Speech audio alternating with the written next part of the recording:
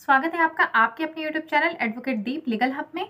आज के इस वीडियो में हम बात करेंगे एक सब्सक्राइबर के क्वेश्चन के बारे में, जिन्होंने ये पूछा था कि अगर हस्बैंड या वाइफ में से किसी को भी मैरिज के पहले के अफेयर के बारे में पता चल जाता है तो क्या इस आधार पर डाइवोर्स के लिए अप्लाई किया जा सकता है? क्या इस आधार पर डाइवोर्स मिल सकता है? और अगर मिल सकता है तो ऐसे में भरण पोषण की क्या स्थिति होगी? क्या ऐसे में भी अपनी पत्नी को भरण पोषण देना पड़ेगा या नहीं देना पड़ेगा? और साथ ही में हम एक और बात करेंगे इसी में कि अगर एडल्ट्री की बात हम करते हैं कि अगर एडल्ट्री को कानूनी रूप से इसकी जो मान्यता थी, मतलब कि आईपीसी के सेक्शन 497 में जो इसे एक स्थान दिया गया था, तो इसे तो पूरी तरीके से ख़त्म कर दिया गया है। लेकिन आज भी इस आधार पर क्या तलाक के लिए जाया जा सकता है या नहीं जाया जा सकता है? तो आपके दो क्वेश्चन को आज के इस वीडियो में हम कवर कर रहे हैं। सबसे पहले तो हम ये बात कर लेते हैं जो कि एक किसी के द्वारा ये पूछा गया था कि अगर मैम मेरे हस्बैंड को मेरे मैरिज के पहले के अफेयर के बारे में पता चल गया, अब मेरे हस्बैंड को उस लड़के के बारे में पता चल गया है और इस आधार पर वो हमसे तलाक लेना चाहते हैं, तो क्या ऐसे में उनको तलाक मिल जाएगा? और अगर मिल जाता है तो भरण पोषण की क्या स्थिति होगी? क्या ऐसे में भी मैं भरण पोषण की हकदार हूँ या नहीं हूँ? तो इसके बारे में आज के वीडियो में हम बात करेंगे। सबसे पहले तो अगर हम बात करें कि हमारे यहाँ दो तरीके से डाइवोर्स के लिए जाया जा सकता है, जो कि हमने अपने कई वीडियो में आपको बताया भी हुआ है। एक होता है एक तरफा, मतलब कि कंटेस्टेड डाइवोर्स, और दूसरा होता है म्यूचुअल कंसेंट से। तो म्यूचुअल कंसेंट का मतलब है कि आपसी सहमति। तो आपसी सहमति, पति और पत्नी दोनों इस बात पर सहमत हैं कि उन्हें एक दूसरे के साथ अपने जीवन को आगे नहीं बढ़ाना है, मतलब कि वो अपने रिश्ते में वो अपने विवाह को भंग करना चाहते हैं, अपने मैरिज को वो ख़त्म करना चाहते हैं। तो ऐसे में जब वो कोर्ट में अप्लाई करते हैं, एप्लीकेशन लगाते हैं डाइवोर्स के लिए, तो वो एप्लीकेशन जो लगता है वो लगता है म्यूचुअल कंसेंट से, 13B के तहत वो लगता है एप्लीकेशन। और दूसरा एक होता है एक तरफा, मतलब कि कंटेस्टेड डाइवोर्स। तो इसमें कैसे जाते हैं कि पति या पत्नी में से कोई भी एक ऐसा है जो ये नहीं चाहता कि मैरिज को आगे कंटिन्यू किया जाए, और इसके लिए उसके पास पर्याप्त आधार भी है। मतलब ऐसा नहीं है कि आप जब कोर्ट में जाते हैं और आप ये कह देते हैं कि नहीं, हमें एक दूसरे के साथ नहीं रहना है, या मैं नहीं रहना चाहता इसलिए मुझे डाइवोर्स चाहिए। तो आप केवल अगर इतना बोल देते हैं, आप केवल इस बात पर अगर आप जाते हैं, तो आपको डाइवोर्स कभी नहीं मिलेगा। उसमें क्या, हमारे लॉ में कुछ आधार बताए गए हैं, कुछ ग्राउंड्स बताए गए हैं, जिनके आधार पर जब आप चाहते हैं, उन ग्राउंड्स को अगर आप बेस बनाते हैं, तो ही डाइवोर्स के लिए आप एप्लीकेशन लगाते हैं, तो ही आपकी याचिका को सुना जाएगा। नहीं तो आपकी जो भी याचिका है उसे खारिज कर दिया जाएगा। तो अब ये क्वेश्चन कि अगर मैरिज के पहले के अफेयर के बारे में पता चल गया, तो अफेयर किसी का भी हो सकता है, वो चाहे हस्बैंड हो या वाइफ हो। ये जरूरी नहीं कि वाइफ का ही अफेयर हो। अगर हम यहाँ पर बात करेंगे तो हम दोनों ही पॉइंट ऑफ व्यू से हम बात करेंगे। तो अगर हम ये मान के चलते हैं कि हस्बैंड या वाइफ में से किसी का भी अफेयर था, पहले मैरिज के पहले उसका अफेयर था, और इसके बारे में दो पार्टनर को पता चल जाता है। अब इस आधार पर वो जो पार्टनर है वो जाता है कोर्ट में, जाकर के एप्लीकेशन लगाता है कि मेरी पत्नी का पहले कहीं अफेयर था, या मेरे पति का पहले कहीं अफेयर था, और मुझे इस बात की जानकारी अब हुई है, विवाह के बाद, मैरिज के बाद मुझे इस बात की जानकारी हुई है, इसलिए मैं ऐसी पत्नी या पति के साथ नहीं रह सकता, नहीं रह सकती, और मुझे इस आधार पर तलाक की डिग्री प्रदान की जाए।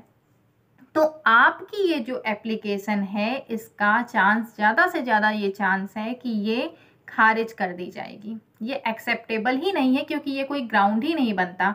क्योंकि अफेयर कब का है, किस टाइम के अफेयर की बात की जा रही है? ये की जा रही है मैरिज के पहले के अफेयर की बात। तो अगर मैरिज के पहले के अफेयर की हम बात करते हैं, तो ये कहीं से भी कोई भी ग्राउंड नहीं बनाता है कि वहाँ पर आपको डाइवोर्स की डिग्री दी जा सके। तो इसके बाद अगर आप पूछते हैं, पहले तो आपको ये बता दिया गया कि ऐसे आधार पर अगर आपके हस्बैंड या वाइफ अगर जाती हैं कोर्ट में और जा करके वो एप्लीकेशन लगाती हैं डाइवोर्स के लिए, तो इस एप्लीकेशन को खारिज कर दिया जाएगा। ये एक्सेप्टेबल नहीं होगा। इसके बाद फिर अगर हम दूसरा ये करते हैं कि भरण पोषण, चलिए हम ये मान लेते हैं कि कुछ और भी पॉइंट्स ऐसे थे इसमें जिसकी वजह से कोर्ट को ये लगता है कि नहीं, ये विवाह आगे नहीं चल सकता, और कोर्ट क्या करती है, कोर्ट डाइवोर्स की डिग्री पारित कर देती है। तो ऐसे में क्या पत्नी मेंटेनेंस की हकदार होगी? तो जी हाँ, बिल्कुल वो मेंटेनेंस की हकदार होगी, क्योंकि एक तरफा अगर आप डाइवोर्स दे रहे हैं तो आपकी पत्नी आपसे भरण पोषण की मांग जरूर करेगी और आपको भरण पोषण देना होगा।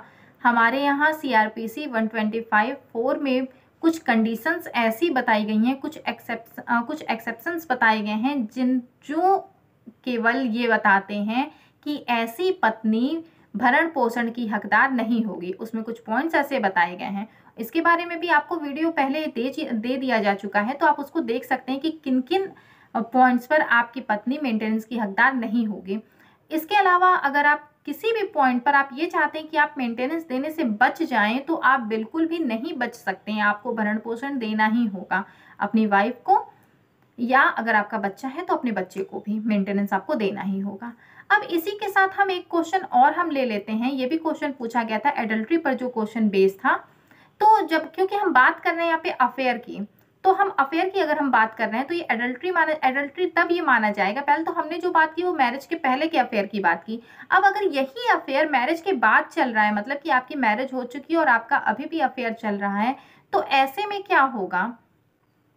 ऐसे में अगर हम देखें तो हमारे यहाँ IPC का जो सेक्शन 497 था एडल्ट्री के बारे में, जिसमें बताया गया था एडल्ट्री का मतलब है कि जारता में रहना, तो जिसमें बताया गया था इस धारा को खत्म कर दिया गया है। मतलब अब ये धारा, इसकी कोई भी मान्यता नहीं है कानूनी रूप में। तो लेकिन इसका मतलब ये नहीं है कि आप इसको कहीं ग्राउंड नहीं बना सकते। इस धारा को जरूर खत्म किया गया, लेकिन आज भी एडल्ट्री ग्राउंड है कि आप आज भी, अगर आपके हस्बैंड या वाइफ कोई भी एडल्ट्री में रह रही हैं, मतलब उनका विवाह के बाद भी किसी अदर से रिलेशन है, तो ऐसे में आप डाइवोर्स के लिए अप्लाई कर सकते हैं। और ऐसी कंडीशन में आप डाइवोर्स के लिए जब आप अप्लाई करते हैं, आप एप्लीकेशन लगाते हैं, तो उस पर जरूर कोर्ट संज्ञान लेती है, कॉग्निजेंस लेती है, और ऐसे में आपको डाइवोर्स की डिग्री मिल भी सकती है। तो ये आपके दो क्वेश्चन थे। एक तो ये हो गया आपका कि अगर विवाह के पहले, मतलब मैरिज के पहले की अगर अफेयर का पता चलता है, तो ऐसे आधार पर क्या डाइवोर्स लिया जा सकता है। और दूसरा क्वेश्चन ये कि अगर मेंटेनेंस, अगर डाइवोर्स अगर इसमें मिल जाता है, तो क्या ऐसी पत्नी भी मेंटेनेंस की हकदार होगी। और ये आपका एक साथ और तीसरा क्वेश्चन कि एडल्ट्री में अगर रह रही है तो फिर क्या होगा, या अगर एडल्ट्री में कोई हस्बैंड रह रहा है तो क्या होगा। तो ये अगर कानूनी रूप से ख़त्म कर दिया गया है, तो भी क्या हम इसे कहीं ग्राउंड बना सकते हैं? तो जी हाँ, आप बिल्कुल इस आधार पर आप डाइवोर्स के लिए जा सकते हैं। ये अभी भी आधार, जो आपका आधार है, जो ये आपका ग्राउंड है, वो डाइवोर्स का ग्राउंड बनता है। इसको डाइवोर्स का ग्राउंड बनाने से मना नहीं किया गया है। मना किस बात से किया गया कि एडल्ट्री अब नहीं मानी जाएगी। ये एडल्ट्री का जो हमारा 497 का जो कॉन्सेप्ट था, ये हमारा ख़त्म कर दिया जा चुका है।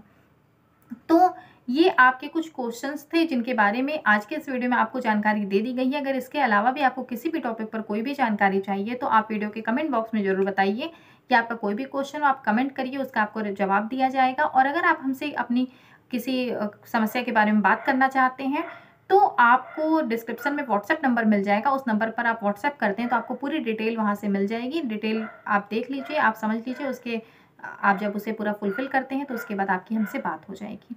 वीडियो को लास्ट तक देखने के लिए बहुत बहुत धन्यवाद।